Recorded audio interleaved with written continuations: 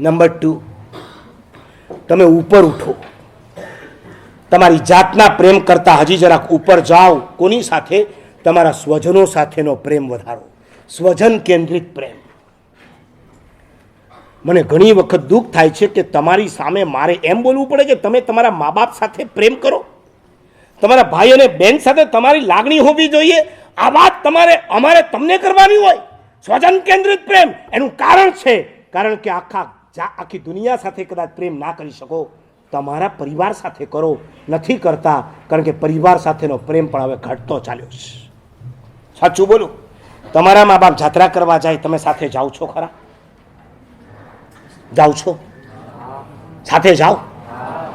મન તો ઘણા મા બાપ આવીને કહી જાય, મમ્મી પપ્પા તમે તમારા ગ્રુપમાં જાઓ, અમે અમારા ગ્રુપમાં જશું. વારે વાહ! જેને મેરેજ પહેલા પોતાના મા બાપની સાથે નથી રહેવું, એ આફ્ટર મેરેજ પોતાના મા બાપને ઘરમાં રાખશે કઈ રીતના? ઘટતું ચાલ્યું જ. વર્ષમાં એક વખત કદાચ તમારા મા બાપ સાથે જતા હશો, બાકીના દિવસોમાં કોની સાથે રખડો? તમારો સ્વજન કેન્દ્રિત પ્રેમ છે ખરો? મૂવી જોવા જવું છે તો તમે તમારા મા બાપ સાથે નથી જતા. હોટલમાં જવું છે, તમને તમારા મા બાપ કચકચિયા લાગે છે. હિલ સ્ટેશન પર જવું છે, તમે જાઓ, અમારે નથી આવવું, અમે અમારા ગ્રુપમાં જશું. હું પંકજ સોસાયટીમાં હતો, એક પરિવાર મારો પરિચિત, એના આખું ફેમિલી યંગસ્ટર બધા મુંબઈ ઉપડ્યા. એની 2 દીકરી હતી. ના પાડીમાં એ તમારે નથી જવાનું. મોઢું ચડી ગયું.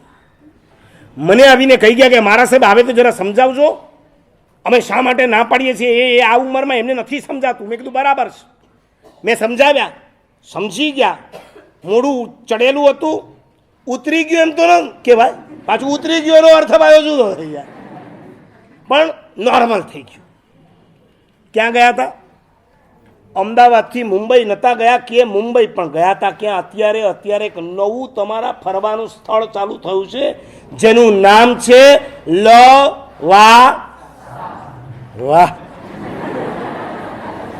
લવાસા. એટલે લવની જ્યાં આશા છે ત્યાં લવાસા. આ જે લવની શિબિર છે ને, મા બાપ સાથે તમને ક્યાંય જવાની ઈચ્છા ન થતી હોય તો એમાં બીજું કાંઈ નથી, તમારો ઈગો છે. તમારા ફેમિલી સાથે તમારું પટતું ન હોય તો બીજું કાંઈ નથી, એ તમારો ઈગો છે. અને મેં ગયા રવિવારે તમને કીધું, ઈગો ઇઝ ધ ફર્નિચર. આ ફર્નિચરને હટાવો અને પછી જે મળશે એને સ્પેસ કહેવાય. અને સ્પેસ એટલે બીજું કાંઈ નહીં, લવ ઇઝ ધ સ્પેસ. આ હૃદયની અંદર સૌના પ્રત્યેનો જો પ્રેમ વધારવો હોય, સ્પેસ જોઈશે. અને સ્પેસ જોઈતી હશે ને તો ફર્નિચર હટાવવું પડશે. અને ફર્નિચર એટલે બીજું કાંઈ નથી, તમારું ઈગો. ઈગોને કહી દો, યુ ગો.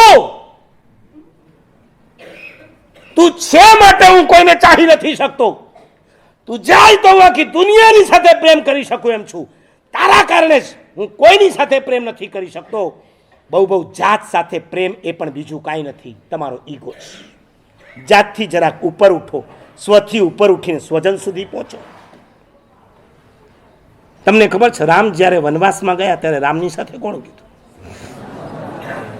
લક્ષ્મણ ગયા હતા, સીતા તો જાય હજી સમજ્યા, રામ પાછળ નહીં જાય તો કોની પાછળ જાય? એ જમાનો એવો હતો કે રામની પાછળ સીતા ચાલતી હતી. આજનો જમાનો એવો છે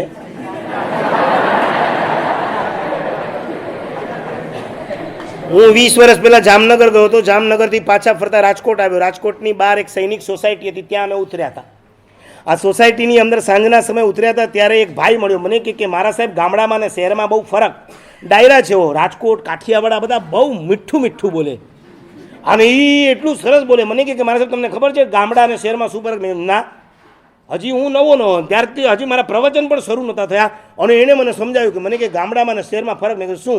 મને કે ફૂટપાથ હોય ને એને શહેર કહેવાય, જ્યાં ફૂટપાથ ન હોય એને ગામડું કહેવાય. મેં કીધું એનું કારણ? મને કે ગામડામાં છે ને ગમે તે અજાણ્યો માણસ આવે ને એને પણ આવકાર આપવામાં આવે, અને શહેરમાં જાણીતો આવે ને જાણીતો તો એ આમ એને પૂઠ ફેરવી લેવામાં આવે. હવે કાકો આવ્યો ને ભત્રીજો જોઈ ગયો કે ગામડેથી કાકા આવ્યા જ, ઘરે લઈ જવાય એમ નથી, તો એ કાકાએ રાત ક્યાં કાઢવાની? ફૂટપાથ પર સૂઈ જવાનું. એ લોકો માટે ફૂટપાથ બાંધવામાં આવી છે. ગામડામાં તમે એન્ટ્રી મારો, તમને છાશ આપવામાં આવે, અને શહેરમાં જાઓ તો તમારું ડ્રિંક ખરું, પણ એ ડ્રિંક બધું જુદું જુદું હોય છે. ગામડામાં ને શહેરમાં એવા એને 10 પોઈન્ટ આપ્યા, 10 પોઈન્ટ. ગામડામાં એ કે ગામની શેરીએ ભાગોળમાં કોઈ કૂતરો મરી ગયો હોય ને તો આખા ગામને ખબર પડે કે ઓલો ડાઘીઓ મરી ગયો છે. અને શહેરમાં તમારી બાજુવાળો કાકો ગુજરી ગયો હોય ને અંદર કોઈ ન હોય, 3 દાડા સુધી દરવાજો ખુલે નહીં તો ગંધ મારે ત્યારે ખબર પડે કે અંદર કાકો ગુજરી ગયો, ત્યાં સુધી તમને ખબર ના પડે. અને પછી મેં કીધું બહુ સરસ. પછી છેલ્લે એણે એક સરસ કીધું કે જ્યાં રામચંદ્રજી આગળ હોય, સીતા મૈયા પાછળ હોય, એને ગામડું કહેવાય. અને જ્યાં સીતા મૈયા આગળ હોય, હજી ઊભા રહ્યો, રામચંદ્રજી પાછળ હોય, એક ખભે લવ, બીજે ખભે કુશ, એ બંનેને લઈને ઢળાતો ચાલ્યો.